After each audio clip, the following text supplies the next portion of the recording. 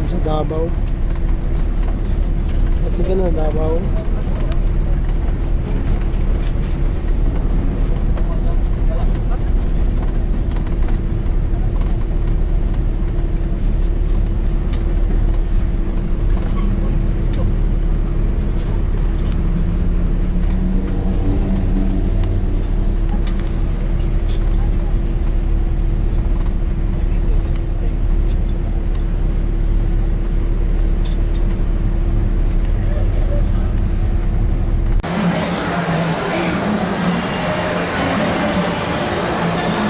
Kuya, doon ka dapat kuya oh.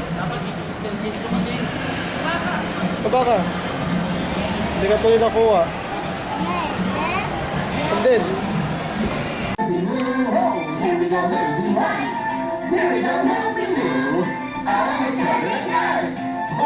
ang misisiron!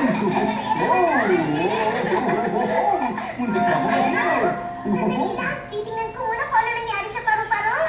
papasok na sa school. Iniisip ko ano nangyari. Atig nga ate. Sa wakas, lumabas din siya. Mukha nga